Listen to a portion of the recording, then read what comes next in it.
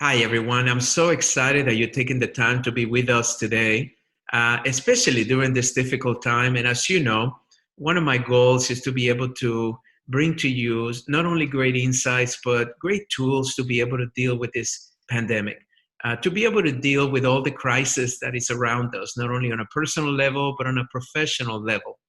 And what I do during these meetings is to really bring you my mentors, the people that I go to when I have a little bit of a challenge. And who doesn't have a challenge today? I want you to know that everyone has been impacted by this. And the good news is that there are solutions. There are things that people are figuring out and how to move forward and how to be able to thrive during this time and be happy and be peaceful and maybe reconsider the lifestyle they were living and maybe create a new lifestyle or maybe even create a new career or a new job or new opportunity to be able to serve others.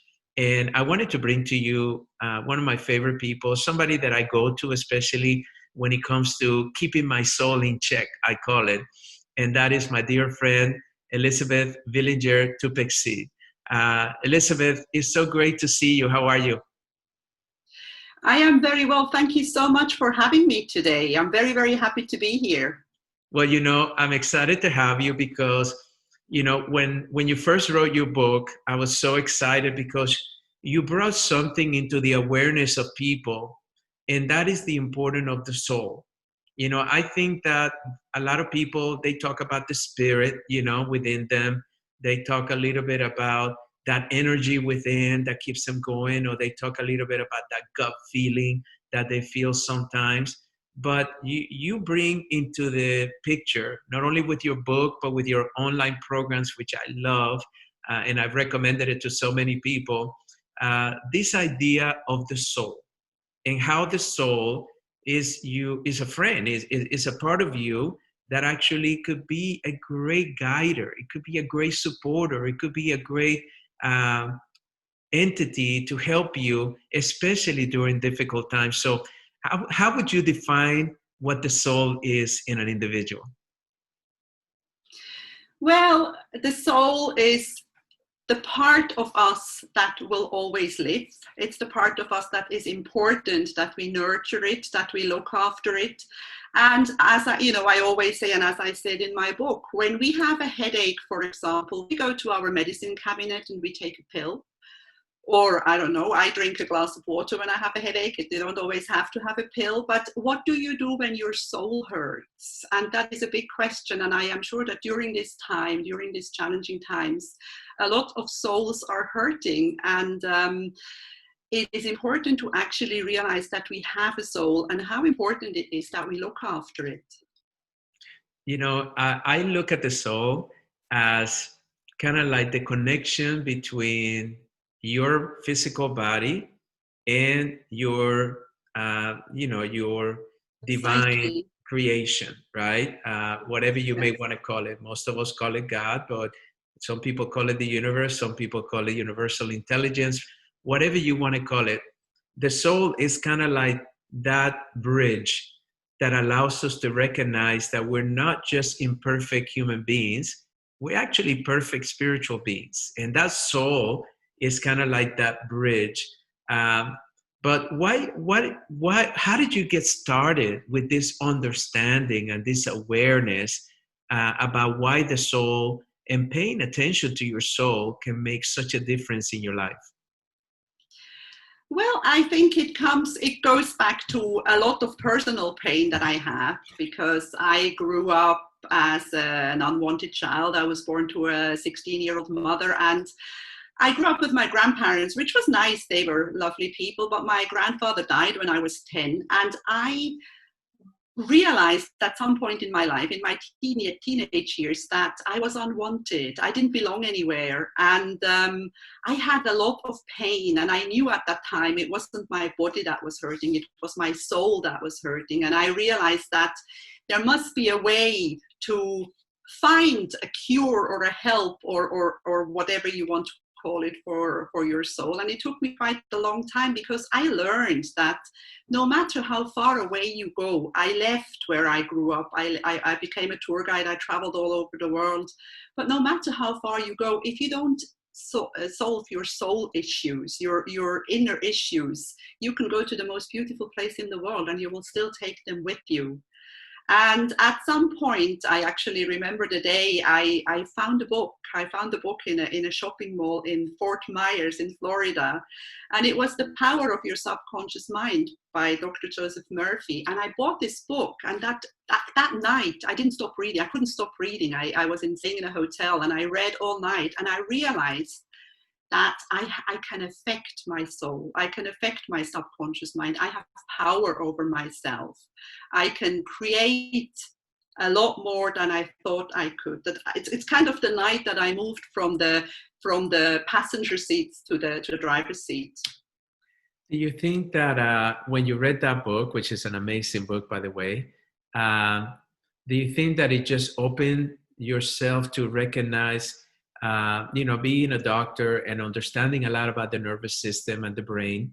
We understand that most of our emotions are stored in our subconscious mind. And most of our habits come from our subconscious mind. That is over 95% of all of our activity. A lot of times people say that, I know you don't want to do this, right? Consciously, I don't want to do this behavior, but subconsciously you find yourself doing that behavior again and again, and you frustrate yourself. So do you feel that when you started exploring the soul, the subconscious mind was just the window that allowed you to understand that the subconscious mind is truly where your soul lives, or perhaps the stronger component of your soul than your conscious mind, where you can remember what you're thinking about? The new science says that the average human being has over 70,000 thoughts a day, 70.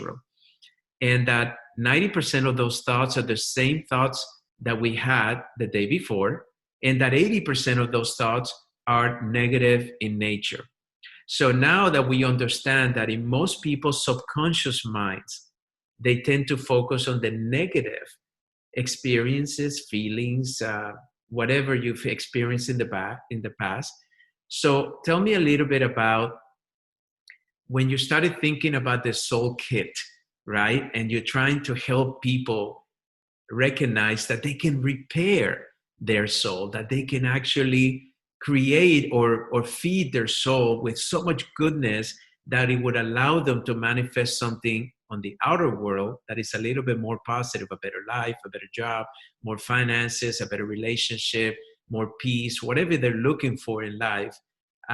Tell me a little bit about why the soul kit. What were you looking for after so many years of experimenting with this component of the soul? Why did you feel you had to create the soul kit as a way of helping people be able to tackle this very important thing in their lives? Well, I just felt that there is a lot of, I realized when I started becoming a coach, but also by traveling a lot and talking to people. And one thing that I've learned, that at the end of the day, no matter how far you go, we are all the same. We all have the same soul. And I just felt that there is so much pain, and it's the kind of pain that cannot be healed or cured with medicine.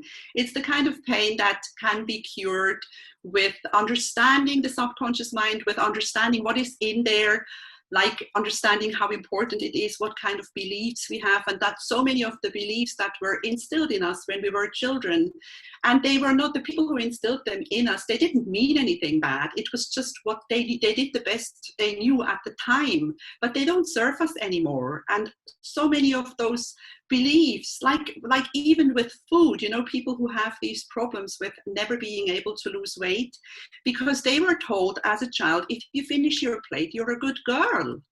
And so at some point you realize that finishing your plate or eating a lot has nothing to do with being a good girl, but it takes you a while to do that. And it's the same with financial thoughts or beliefs and values. Like you say, when you are, people who have a lot of money are bad. Money is what is it? The source of all evil. All those cliche phrases that were said to us, they are stored in our subconscious minds. And the good news is that they can be changed. Yeah. There is a way. And this is what I wanted to do. I wanted to make people understand that we are not victims of our circumstances. We're not victims of the thought that the stuff that was taught to us. We can change things. We have power. And it's interesting because in my whole journey of personal development over the last 35 years, that's really the one thing that I learned more than anything. And that is that we are the creators of most of our existence, most of our reality. And if we want to change our reality, we can choose to change our reality. We can change it. But I know you've helped me. I mean, I've done some sessions with you as a coach. I've done your online program, which I love. Your book is amazing. But why don't you tell me maybe one or two stories of people that came to you with a particular problem? And I know I'm putting you in the spot, but a couple of stories that people that came to you with a particular problem, and what exactly were you able to share with them that allowed them to have the outcome that they desire? Well, there is one thing that I do, because I'm also a hypnotist, and I have a lot of clients who have fears, so many phobias. And one of the biggest fears that we have experienced here in Cyprus, where I am, is fear of flying, because we had an accident about 15 years ago, and it's a small place, and everybody knew somebody on that plane, or everybody knew somebody who knew somebody. So I have really helped many of my clients to really release this fear, because this fear of flying or general phobias, they are so bad for you, because while you are in this state of fear, and you're in your fight and flight mode, your brain releases adrenaline and cortisol, which is just not good for. So I have had people who used to be afraid to go, to have a fear a week before their plane left, not during a turbulence. It's natural that you are a little scared when the plane shakes, but to actually have this traumatizing week before you pack your suitcase. And I have had clients who, all my clients, I can say 95% of all my fear hypnosis has had positive results. But another thing that I want to say about my clients and people in general is that I do an inspirational post on social media every morning. And sometimes when I go to the supermarket and I'm like somewhere near the cheese or near the butter, and somebody comes up to me, somebody that I don't even know that I'm friends with on Facebook, and they say to me, I wait for your message every morning, because it makes my day. It helps me start when I feel a little low and I see what you said, it helps me. And that is what I want. This is why I wrote this book. This is how I want to help people. So there are many, many stories. I got a message just the other day from a lady that I don't really know that well, but she just had an operation, and she wrote me a message on Messenger, and she said, I'm not really that well, but you are helping me without even knowing. And it's interesting because a lot of times, in the work that we do, many times people don't really tell us how much impact they've had unless they see us, or unless, sometimes when I'm doing my book signings, and I'm sure it happens to you, people will come to me and said, your book changed my life, or you saved my life, or you did this, you did that. And one time, I never forget, I was doing a program in Las Vegas, a big event with a lot of people, thousands of people.